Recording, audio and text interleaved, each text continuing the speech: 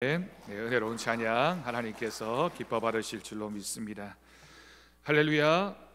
오늘도 하나님 주시는 말씀의 은혜가 이 자리에 함께한 우리 모든 사랑하는 성도들의 심령 가운데, 가정 가운데 가득하기를 주님의 이름으로 축복합니다. 사랑하는 성도 여러분, 요즘 행복하십니까?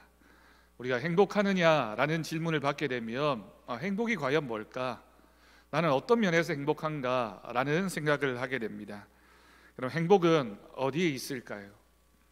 많은 사람들이 행복에 대한 생각을 하게 되면 각각 정의가 다르다라는 것을 알게 됩니다. 행복은 현실에 만족하고 최선을 다하는 삶이다라고 생각하는 분들도 계십니다. 또 한편으로는 행복은 세상을 어떻게 바라보느냐, 그것도 아름답게 바라보는 그 마음이 있어야지만 행복하다라고 말할 수도 있을 것입니다. 그러니 좋은 사람들과 좋은 관계를 가지는 것이 행복이라고 할 수 있습니다. 또 어떤 분들은 믿음의 의미에서 행복은 사실은 살아가는 모든 일에 감사하며 살아가는 것, 그것이 행복이다라고 말할 수도 있을 것입니다. 어떤 정의가 되었든 이런 것들이 다 모여서 천국의 기쁨이다, 천국의 기쁨이 우리의 삶 속에 있느냐, 그 천국의 기쁨을 누리며 살아가는 것이 진정한 하나님이 우리에게 주시는 행복임을 믿습니다. 좋은 생각이 행복을 부른다라는 책을 보면 한 이발사에 관한 이야기가 소개되어집니다. 한 이발사가 있었습니다. 오랫동안 이발 기술을 연마해서 어느 정도 위치에 올랐고, 이제는 내가 이 이발을 그만둬야 되겠다, 내 후배를 만들어야 되겠다라고 생각을 하고 기술을 물려주기 위해서 젊은 이발사를 고용했습니다. 3개월 동안 열심히 훈련시킨 다음에 처음으로 손님을 받게 되었습니다. 제자는 떨리는 마음으로 열심히 머리를 깎았습니다. 손님이 머리 모양을 확인했습니다. 그리고는 이렇게 묻습니다. 제 머리가 조금 길어 보이지 않습니까? 초보 이발사는 아무 말도 하지 못했습니다. 그러자 그 곁에 있던 스승 이발사가 이렇게 대답합니다. 머리가 너무 짧으면 경박해 보인답니다. 손님에게는 긴 머리가 참 잘 어울립니다. 그 소리를 들은 그 손님은 기분이 좋아서 돌아갔습니다. 두 번째 손님이 왔고요, 또 이발을 하게 됩니다. 이 손님은 머리를 다 깎은 다음에 머리가 조금 짧은 것이 아니냐라고 물었습니다. 스승 이발사가 곁에서 대답을 합니다. 짧은 머리는 긴 머리보다 훨씬 더 경쾌해 보인답니다. 그 소리를 들은 손님은 흡족한 기분으로 돌아갔습니다. 세 번째 손님이 들어왔습니다. 머리는 마음에 들어 했습니다. 그런데 머리를 다 깎은 다음에 시간이 너무 오래 걸린 것이 아니냐라고 이야기를 했습니다. 스승 이발사가 대답합니다. 손님, 머리 모양은 그 사람의 인생을 결정하게 됩니다. 그래서 성공한 사람들의 특징은 자신이 머리를 가꾸는 일에 시간을 아까워하지 않습니다. 세 번째 손님은 매우 밝은 표정으로 돌아갔습니다. 네 번째 손님이 들어왔습니다. 이발이 끝났습니다. 손님이 이야기를 합니다. 참 솜씨가 좋으시네요. 어떻게 겨우 20분 만에 이렇게 머리를 깔끔하게 깎을 수 있었습니까? 스승 이발사가 대답을 합니다. 시간은 금이라 했습니다. 손님의 시간을 이렇게 짧게 단축했으니 저도 얼마나 기쁜지 모릅니다. 여러분, 여기에 사실은 인생의 지혜와 비밀이 담겨져 있습니다. 우리가 살아가는 이 세상의 모든 일에는 긍정적인 면이 있으면 꼭 부정적인 면도 있게 마련입니다. 뭔가 하나를 얻으면 한 가지는 손해보는 일도 있게 마련입니다. 이 스승 이발사는 그것을 알았습니다. 말 한마디에 천냥빚을 갚을 수 있다는 것을 알았던 것입니다. 좋은 쪽을 선택하면 그만큼 행복해집니다. 어떤 일이든지 똑같은 상황을 경험하지만 좋은 생각을 하느냐, 그 일을 어떻게 바라보느냐가 우리 인생의 행복을 결정하게 되는 경우가 많이 있다라고 하는 뜻입니다. 그러니 여러분, 우리가 인생을 살아가면서 슬퍼하고 낙심하며 살기에는 우리의 인생이 얼마나 짧은지 모릅니다. 그것보다는 하나님의 말씀을 따라서 우리의 삶에 기뻐하며 감사하는 믿음의 삶을 살아가는 것이 바로 하나님의 뜻입니다. 그래서 성경에 이렇게 기록하고 있습니다. 항상 기뻐하라, 쉬지 말고 기도하라, 범사에 감사하라, 이는 그리스도 예수 안에 있는 너희를 향하신 하나님의 뜻이니라. 아멘. 우리가 살아가면서 우리 앞에 놓여져 있는 비슷한 일들을 경험할 때 우리가 정말 항상 기뻐할 수 있는지, 쉬지 말고 기도할 수 있는지, 범사에 감사할 수 있는지, 그 모습을 통하여 우리의 신앙이 결정되어지고 그런 신앙의 모습을 통하여 우리의 삶의 진정한 행복을 우리가 소유하게 되는 것입니다. 예수님께서 이 땅에 오신 것은 우리를 행복하게 하시기 위해서, 또한 죄로 인하여 종된 우리를 자유케 하기 위하여 이 땅에 오셨습니다. 생각해보면 우리는 살아있다는 그 자체가 감사하고 행복합니다. 왜일까요? 우리가 죽고 나면 이 땅에서의 이러한 삶을 다시는 경험할 수가 없기 때문입니다. 그래서 세상을 살아가는 동안 많은 고난과 문제들이 있지만, 그래서 많은 분들이 이렇게 얘기합니다. 고난은 풀어가야 할 문제라기보다는 우리가 경험해야 될 신비다라고 표현을 합니다. 고난은 우리가 닥쳤을 때는 내가 이겨내야지, 내가 풀어내야 될 문제다라고 생각할 수 있지만, 그렇게 생각하기보다는 내 인생에 하나님이 나에게 경험하도록 만들어주신 신비라고 고백하게 되면 그 일은 얼마든지 하나님의 은혜로 우리가 누릴 수 있게 되는 것이죠. 여러분, 생각해 보면 누구나 이 땅을 지금은 이렇게 살고 있지만 언젠가는 멀지 않아서 이 땅을 떠나 우리는 조만간 하나님 나라에 가게 될 것입니다. 그러고 나면 이 땅에서의 삶은 우리가 다시는 경험할 수 없게 됩니다. 그러니 좋은 일도 나쁜 일도 힘든 일도 고통스러운 일도 이 모든 것들은 하나님이 우리에게 이 시간을 통하여 주신 은혜이며 기쁨의 시간입니다.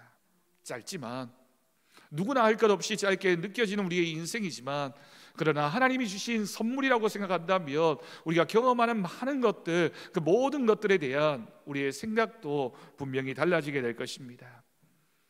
여러분, 하늘에 떠 있는 무지개가 아름다운 것은 7가지 색깔이 있기 때문입니다. 우리가 그림을 그릴 때 단색으로 그리는 것보다 여러 가지 색깔을 이용해서 그림을 그리게 되면 더 화려하고 아름답게 보여질 수밖에 없습니다. 우리의 인생에는 빨간색도 있고요, 파란색도 있고요, 보라색도, 또 다른 여러 가지 색깔들의 그런 인생의 삶을 살지만, 그 모든 것들이 다 조화를 이룰 때 하나님이 우리에게 주신 선물, 하나님이 우리에게 주신 은혜, 바로 무지개와 같은 우리들의 삶이 될 것을 믿습니다. 요즘 세계 곳곳에서 들려오는 전쟁의 소식에 얼마나 안타까운 마음을 가지게 되는지 모릅니다. 전쟁이 나면 가족을 잃게 됩니다. 전쟁이 나면 집을 잃게 되고 먹을 것을 잃게 되고 때로는 우리의 생명도 잃게 됩니다. 어제 내 곁에서 대화하던 그 사람이 오늘은 없을 수도 있는 것이 전쟁이 우리에게 가져다 주는 큰 슬픔의 상황입니다. 오늘 이 순간에도 지구 한편에는 누군가는 오늘 하루만 더 살았으면 좋겠다라고 생각하면서 하루를 지나는 분들도 있을 것입니다. 그러니 여러분, 우리가 매일 아침 하루라는 시간을 하나님께서 우리에게 주셨다, 하나님이 나에게 주신 선물이다라고 생각한다면 오늘 이 하루를 불평하고 원망하며 살 것인가, 아니면 하나님이 주신 선물이라고 고백하면서, 은혜라고 고백하면서 기쁨으로 감사로 살 것인가는 우리가 선택할 수 있는 하나님 앞에서의 믿음의 모습일 것입니다. 여러분, 하나님께서 우리에게 생명을 주셨습니다. 그러니 살아있다는 것에 감사하는 믿음, 내가 그래도 이렇게 호흡하면서 하나님이 주신 시간을 보내고 있음에 늘 기뻐할 수 있기를 바랍니다. 그런데 여러분, 우리의 인생이 어떻습니까? 오늘 말씀에 보면 가장 많이 반복되어지는 것이 무엇을 먹을까, 무엇을 마실까, 무엇을 입을까, 그런 걱정과 고민을 가지며 살아가고 있는 것이 우리들의 인생입니다. 많은 사람들이 여러 가지 비슷한 또는 다른 삶을 살아가는 것 같지만 대개의 경우에 이런 걱정과 고민이 우리의 인생을 떠나지 않습니다. 그런 오늘의 우리를 향해서 예수님이 뭐라고 말씀하십니까? 예수님이 오늘 말씀을 통하여 우리에게 주신 여러 가지 이야기들을 한마디로 요약한다면 하나님께서는 우리에게 염려하지 말라고 말씀하십니다. 무엇을 먹을까? 무엇을 마실까? 무엇을 입을까 염려하지 말라고 말씀했고 내일 일을 위하여 염려하지 말라라고 우리에게 들려주셨습니다.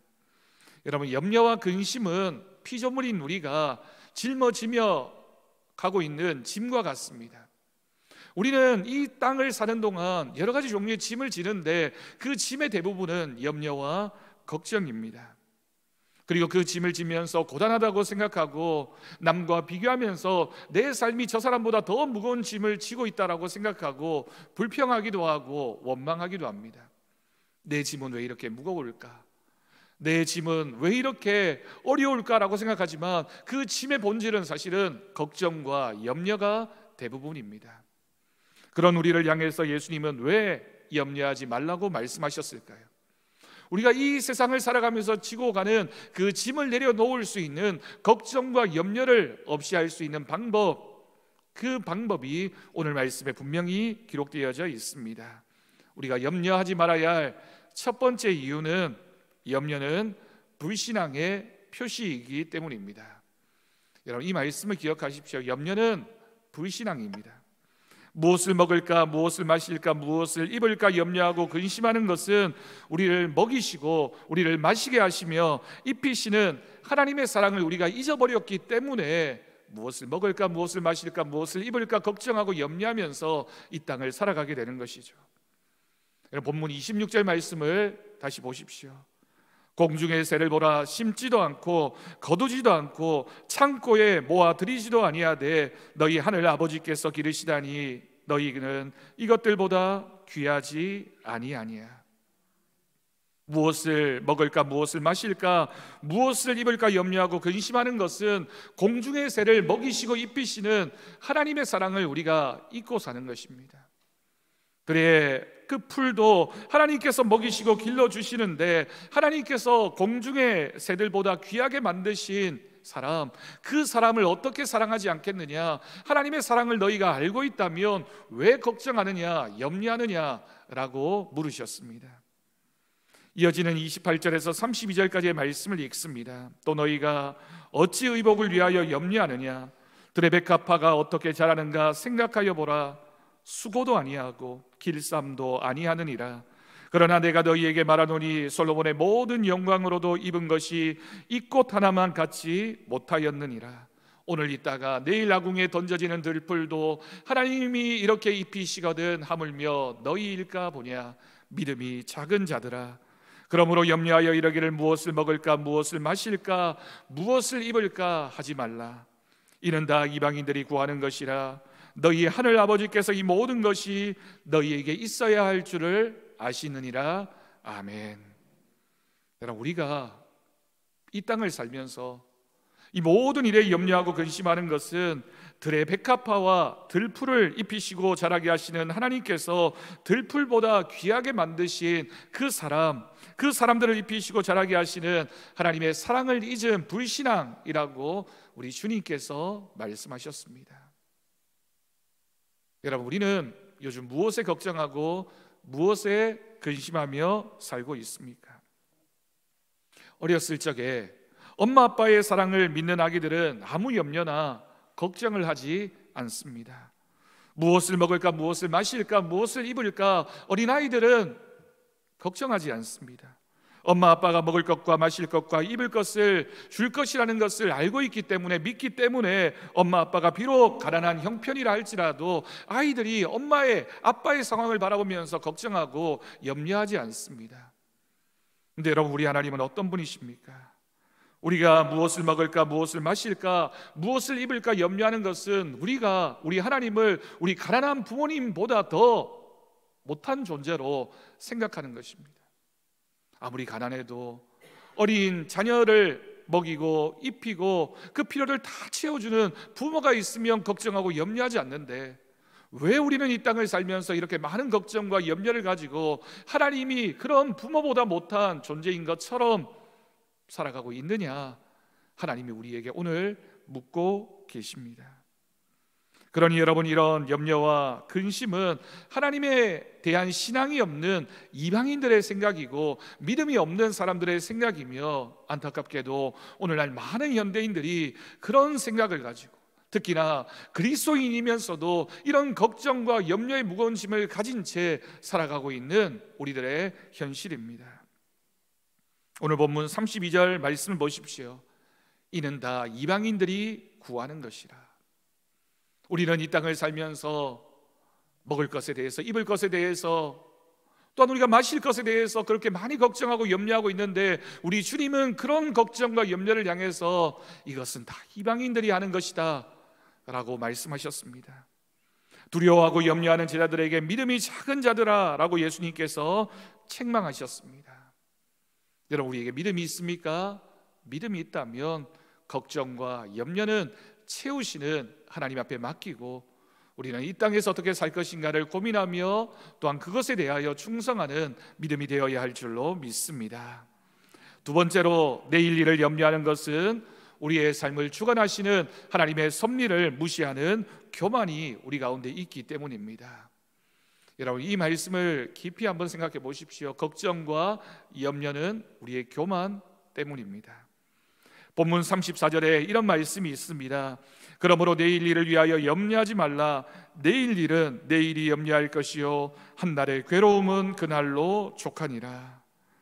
여러분, 우리의 염려와 근심의 대부분은 오늘 있는 일에 대한 걱정과 염려가 아니라 내일 일어날 일에 대한 염려와 걱정을 가지고 우리는 많은 시간을 보내게 됩니다. 미국의 교육자인 카네기 박사의 연구에 의하면 사람들이 걱정하는 근심거리의 99%가 실제로는 일어나지 않는 일에 대한 걱정이다라고 조사했습니다.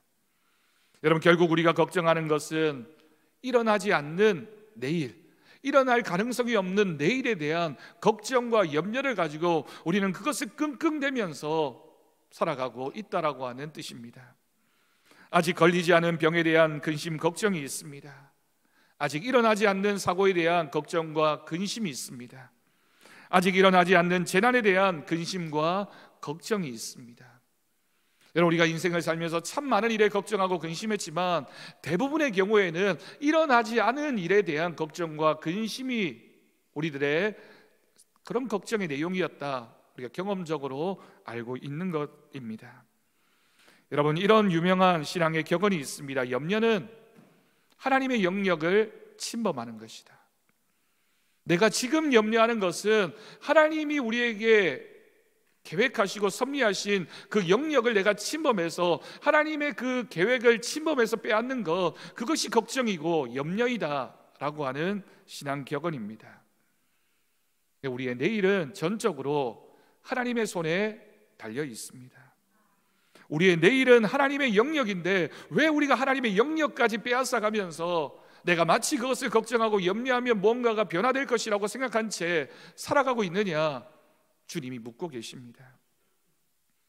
그래서 여러분, 다윗은 시편 23편 4절 말씀에서 이렇게 찬양했습니다. 사망의 음침한 골짜기를 다닐지라도 두려워하지 않습니다. 오늘 내 삶의 현실이 사망의 음침한 골짜기를 지나고 있는 그런 상황이라 할지라도 이 사망의 음침한 골짜기에 있지만 아직 일어나지 않는 걱정과 염려를 가지고 내가 하나님의 영역까지 침범해서 걱정하고 염려하지 않겠다. 주님이 나와 함께 하시니 나는 두려워하지 않는다라고 믿음으로 노래했던 것입니다. 여러분, 그러니 염려와 근심은 하나님의 사랑과 섭리를 믿지 않는 우리들의 불신앙이며 교만입니다.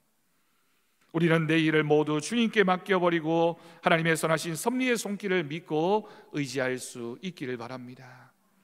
내일 일을 염려한다고 해서 내일 일이 이렇게 될 거야 우리가 예정하고 또는 그렇게 예측했다고 해서 그렇게 될 수도 있고 안 될 수도 있습니다. 하나님은 내일의 주인이십니다. 우리가 걱정하고 염려하는 것은 하나님에 대한 불순종이다, 교만이다 라는 사실을 기억하면 걱정과 염려를 하나님께 맡기는 우리 모든 성도들이 될 수 있기를 간절히 바랍니다. 세 번째로, 염려와 근심은 백해무익한 것입니다. 무엇을 먹을까, 무엇을 마실까, 무엇을 입을까 염려하고 근심해 보아도 아무 유익이 없습니다. 여러분, 조금이라도 유익이 있다면 걱정하고 염려해야 되겠죠.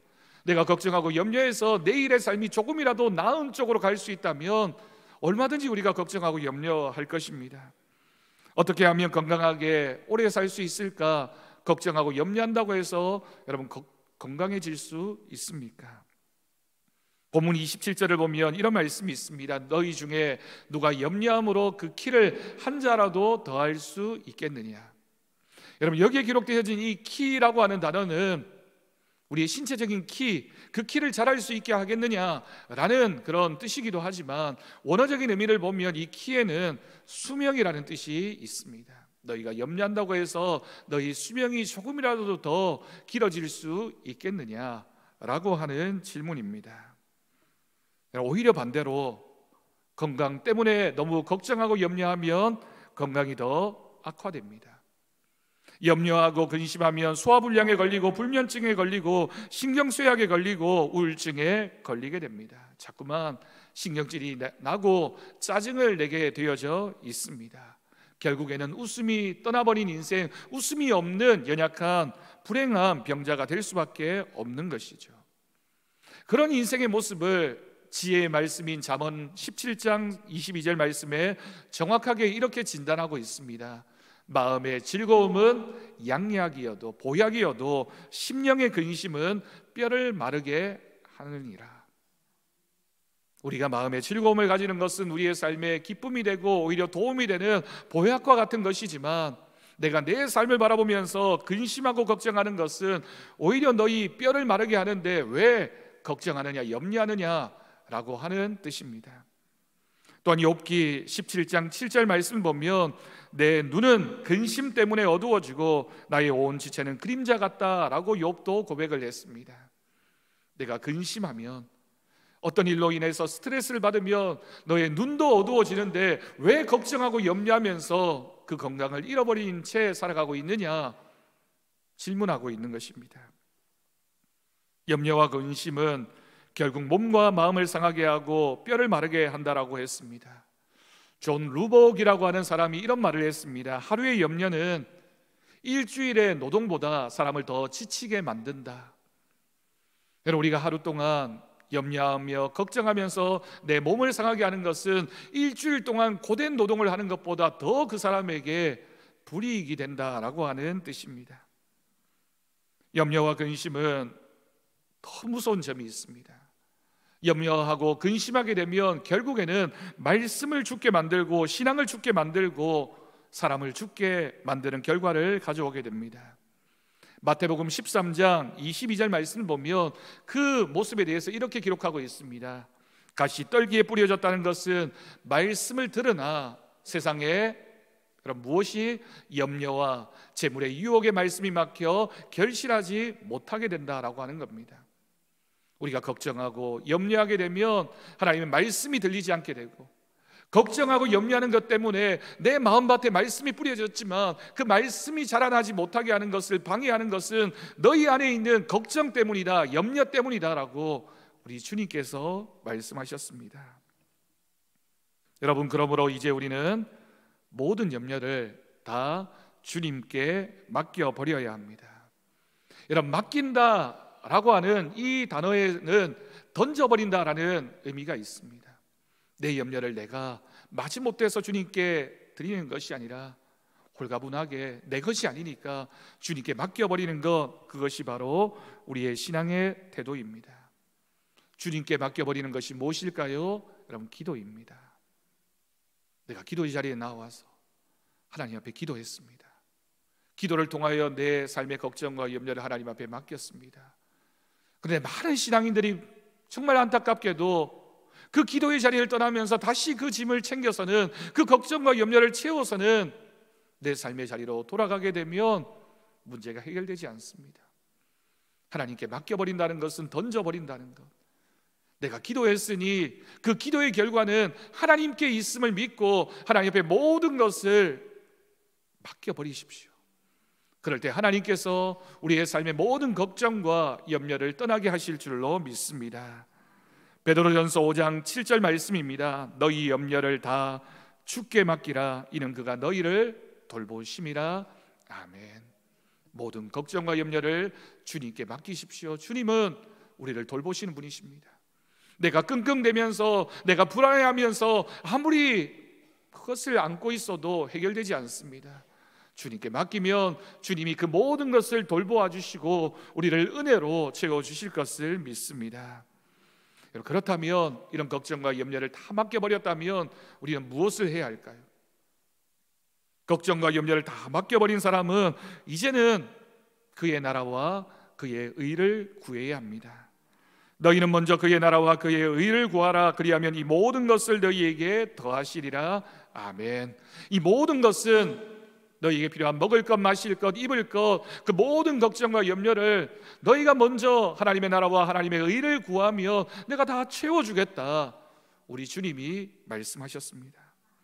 하나님 나라를 위해 일하는 것, 말씀을 따라 사는 것, 그것이 우선이라고 말씀하십니다. 그 이후에는 너희에게 필요한 모든 것을 내가 다 채워주겠다. 여러분, 내가 행복하려면 하나님과의 관계가 좋아야 하고 하나님 나라를 위해 봉사해야 합니다. 우리가 이 세상을 떠난 뒤에는 남은 것은 하나님 나라를 위하여 우리가 얼마나 수고했느냐라고 하는 것이 남기 때문입니다. 그것이 우리의 기업이 될 것이며 우리의 상급이 될 것입니다. 여러분, 하나님 나라를 위해서 어떤 수고를 하고 계십니까? 우리가 먹을 것에 대한, 마실 것에 대한, 입을 것에 대한 걱정과 염려는 많이 하고 있지만 내가 어떻게 하면 하나님의 일을 할 수 있을까? 여러분, 어떤 생각으로 신앙생활을 하고 계십니까? 여러분, 이제부터는 걱정과 염려는 하나님 앞에 맡기고 매일매일 하나님 나라의 일을 해보십시오.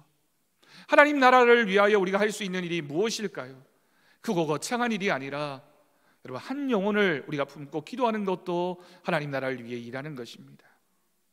지금까지는 내가 내 가정을 위해서만, 나를 위해서만 기도했지만 이제는 내가 하나님 나라를 위하여 수고하는 사람이 되어야지, 하나님의 나라와 하나님의 의를 구해야지. 그렇다면 제일 먼저 우리 주변에 있는 누군가, 내가 돌보아야 할 그 사람, 내가 사랑을 전해야 할 그 사람을 위하여 여러분 기도를 시작하십시오. 또한 여러분, 교회를 위해서 작은 봉사의 부분이라도 봉사를 시작하십시오. 예배만 드리러 와서 예배만 드리고 간다고 해서 하나님의 은혜가 저절로 채워지는 것이 아닙니다. 여러분들이 교회를 위하여 작은 봉사, 크고 거창한 것이 아니더라도 내가 작은 봉사라도 할 수 있다면 그것이 바로 하나님의 일입니다. 교회를 다니다가 휴지 하나라도 줍는 일, 교회 곳곳을 내가 그래도 돌보면서 청소하는 것, 주방에서 주방 일을 감당하는 것, 또 교사로서, 찬양대원으로서, 전도대원으로서, 구역장으로서 주신 직분을 따라서 교회의 여러 가지 부분들을 내가 함께 참여하고 봉사하는 것, 예배 자리를 지키는 것, 기도의 자리를 지키는 것, 다 하나님 나라를 위하여 우리가 수고하고 애쓰는 일입니다. 그리고 여러분, 주일만 그렇게 하지 마시고 평일에도 교회 전도지 한 장 들고 믿지 않는 사람들에게 복음을 전하는 전도 활동을 꼭 해보십시오. 일주일을 살면서 그냥 지나는 것이 아니라 내 주변에 누군가에게 내가 전도하는 말, 복음을 전하는 말, 그 한마디의 말도 주님의 나라를 위하여 우리가 수고하는 것입니다. 여러분, 내가 하지만 결과는 하나님의 것입니다. 나는 그저 그 사람에게 복음을 전할 뿐, 그 믿음의 열매, 전도의 열매는 하나님께서 맺게 하실 것입니다. 또한 여러분, 우리가 하루하루 수고하면서 살아가는 성실한 삶도 하나님이 우리에게 말씀하신 하나님의 사역입니다. 한날의 괴로움은 그날로 족하다라고 말씀하고 있습니다. 여기에 기록되어진 한날의 괴로움이 무엇일까요? 우리가 하루를 살면서 우리가 수고하고 괴로워하는 그 일도 하나님께서 우리에게 주신 사명이라는 뜻입니다. 모든 것을 다 주께 맡기고 염려하지 않는다는 것은 아무것도 하지 않고 내가 아무 일에 수고하지 않고 놀고 먹으라는 말씀이 아닙니다. 우리가 걱정과 염려는 하나님 앞에 맡기지만, 그러나 하루를 살면서 우리가 성실하게 주어진 사명을 감당해야 하는 그 부분이 분명히 있습니다. 수고에는 괴로움이 포함될 수도 있습니다. 그래서 사도 바울은 수고와 괴로움과 곤란을 내가 기뻐한다라고 고백했던 것입니다. 인생을 살면서 우리가 날마다 하루를 살면서 내 인생에 이렇게 수고해야 하는 일들이 있다는 것, 내가 괴롭지만 감당해야 될 그 일이 있다는 것은 우리에게 맡겨주신 하나님의 일입니다. 수고와 괴로움은 인간 삶의 당연한 모습입니다. 그러니 수고를 우리는 때로는 즐겨야 하고 노동을 좋아하면서 사는 것이 행복한 삶입니다. 여러분, 신앙에 있어서 노동과 기도는 결코 둘이 아닙니다. 몸으로 하는 봉사와 영성을 위한 경건은 결코 둘이 아니기 때문입니다. 여러분, 인간이 그렇습니다. 인간이 삶을 살면서 노동만 하며 사는 사람도 없고 기도만 하며 사는 사람도 없습니다. 노동 안에 기도가 있고 기도 안에 노동이 있습니다. 태백에 가면 예수원이라는 기도원이 있는데, 수도원이 있는데 그 수도원의 표가 바로 이것입니다. 노동이 기도이며 기도가 노동이다. 어느 분이 나는 매일 성경 말씀만 읽었으면 좋겠다, 매일 기도만 했으면 좋겠다라고 생각을 하고 수도원에 들어갔습니다. 그런데 여러분, 수도원에서 제일 많이 하는 일이 무엇인지 아십니까? 바로 노동입니다. 기도하기 위해서는 반드시 노동이 필요하고 기도하는 사람만 있어서는 그 수도원이 존재할 수가 없기 때문입니다. 하나님께서 우리 인생에게 주신 두 가지 중요한 삶의 덕목이 바로 노동과 기도입니다. 내일은 하나님의 것입니다. 오늘 우리가 해야 할 일은 오늘의 기도와 오늘의 노동으로 충분한데, 하나님 그 일을 하고 내일의 걱정과 염려는 하나님 앞에 맡기라고 오늘 말씀에서 분명히 들려주셨습니다. 여러분, 기도가 무엇입니까? 기도는 내일을 하나님 앞에 맡기는 믿음입니다. 노동은 오늘 하루를 하나님의 말씀대로 사는 순종입니다.